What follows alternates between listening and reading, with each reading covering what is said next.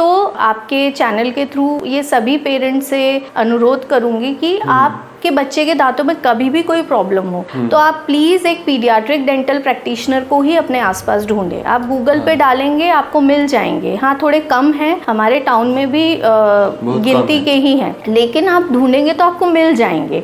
तो आप उन्हीं के पास लेके जाए। तो अब वो जब वो बच्चे को लेके गए तो 2-3 पहले पीडियस डॉक्टर्स के पास लेके गए, तो उधर से उसको बहुत ज़्यादा नेगेटिव एक्सपीरियंस हो गया।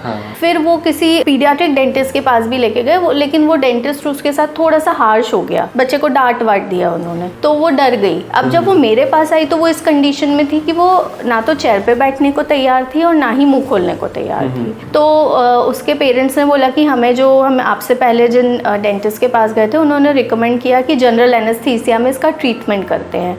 मैंने कहा देखिए, जनरल एनेस्थीसिया में हम बिल्कुल कर सकते हैं इलाज, लेकिन मैं पर्सनली फील करती हूँ कि जब बच्चे को मल्टीपल इश्यूज़ हैं तो हम जनरल एनेस्थीसिया के लिए भेजें, या बच्चा स्पेशल चाइल्ड है या बच्चा हाईली अनकोऑपरेटिव है। मैं मान रही हूँ आपका बच्चा एट प्रेजेंट हाईली अनकोऑपरेटिव है, लेकिन ये ज़रूरी नहीं कि मैं बिना ट्राई करे ही बोल दूँ कि नहीं मैं जनरल एनेस्थीसिया में करूँगी। लेकिन मैंने कहा कि देखिए, आप इंदौर से आते हैं तो आपको थोड़ा पेशेंस रखना पड़ेगा। मे बी आपको 1-2 विजिट्स आपके ख़राब चले जाएँ, आप आओगे लेकिन बच्चा इलाज नहीं कराएगा, लेकिन वो धीरे धीरे बच्चा यूज टू हो जाएगा इस एनवायरनमेंट से और वो इलाज कराएगा।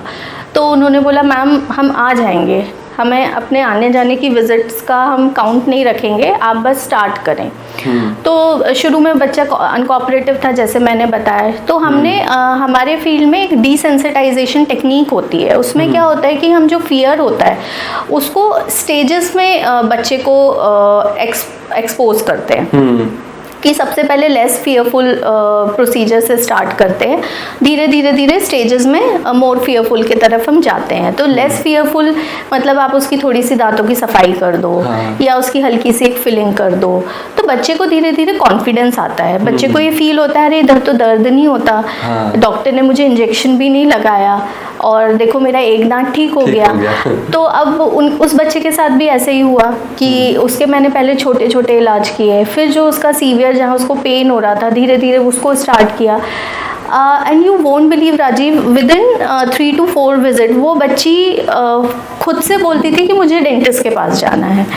सो डेंटिस्ट को भी पेशेंस रखना पड़ता है एंड पेरेंट्स को भी रखना पड़ता है कई बार। तो इसीलिए मैं मेरा ये सबसे निवेदन है कि आप जिस बच्चे को जो प्रॉब्लम है उसके स्पेशलिस्ट के ही पास जाएं, क्योंकि कभी कभी फिर बच्चा बहुत अनकोऑपरेटिव हो जाता है। थैंक यू मैम, बहुत कुछ बताई। जैसे मेरे को भी नहीं पता था कि मतलब डेंटिस्ट मतलब एडल्ट के लिए अलग होते हैं और पीडियाट्रिक के लिए अलग होते हैं, सबके लिए अलग होते हैं। मतलब काफी लोगों को नहीं पता होगा। हाँ। तो जैसे मैम आजकल जो भी छोटे बच्चे होते हैं और कोई भी घर पर गेस्ट आता है तो उनके लिए एक चॉकलेट या कुछ भी लेकर आता है, जो कि मतलब सबको पता है कि इससे कैविटी होती है, तो क्यों होती है? चॉकलेट कैसे इफेक्ट करता है बच्चों के दांत को? सो कैविटीज या केरीज जो होती है वो मल्टी फैक्टोरियल उसकी ईटियोलॉजी होती है, मतलब वो बहुत सारे फैक्टर्स जब एक साथ वर्क करते हैं तो होती है। बट अगर हम मेजर फैक्टर्स की बात करें तो उसमें से सबसे पहले आती है आपकी डाइट, ओरल हाइजीन।